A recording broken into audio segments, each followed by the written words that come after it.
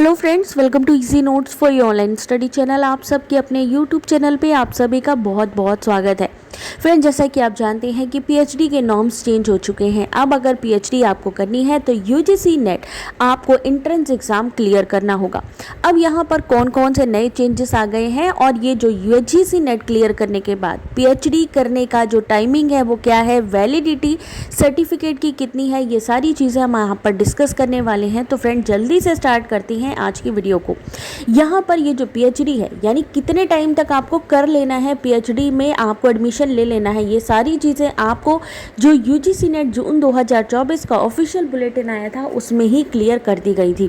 तो क्या था यहाँ पर, तो चलिए देखते हैं। तो फ्रेंड्स, यहाँ पर सबसे पहले तो ये जानिए कि यहाँ पर 3 कैटेगरी इंट्रोड्यूस हुई थी, जेआरएफ, असिस्टेंट प्रोफेसर और पीएचडी एडमिशन।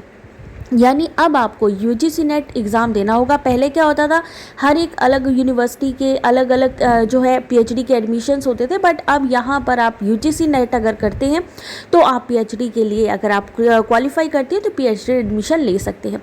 तो ये 3 कैटेगरी इस बार इंट्रोड्यूस हुई हैं और यहाँ पर सबसे अच्छी बात क्या है कि जो कैटेगरी 1, कैटेगरी 2 के बाद कैटेगरी 3 में आप पीएचडी कर सकते हैं। यानी अगर आप नेट जेआरएफ नहीं भी हैं तो भी आपको पीएचडी करने का यहाँ पर जो है अपॉर्चुनिटी मिलने वाली है।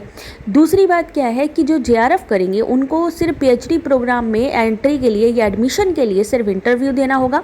वहीं कैटेगरी 2 और 3 के लिए यहाँ पर ये एंट्रेंस एग्ज़ाम है। उसके अलावा यहाँ पर वेटेज भी मिलने वाली है। 70% का वेटेज रहेगा रिटन एग्ज़ाम का, 30% का रहेगा आपका वाइवा वोस का।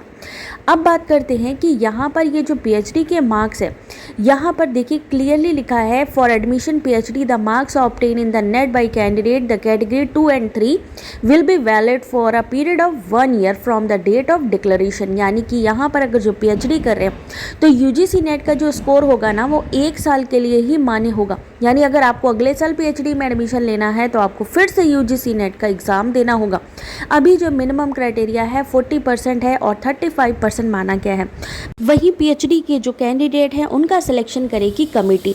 तो अगर आप पीएचडी एंट्रेंस एग्ज़ाम की तैयारी कर रहे हैं तो इन चीज़ों का ध्यान रखिए और कोई क्वेरी हो तो कमेंट करके पूछ सकते हैं।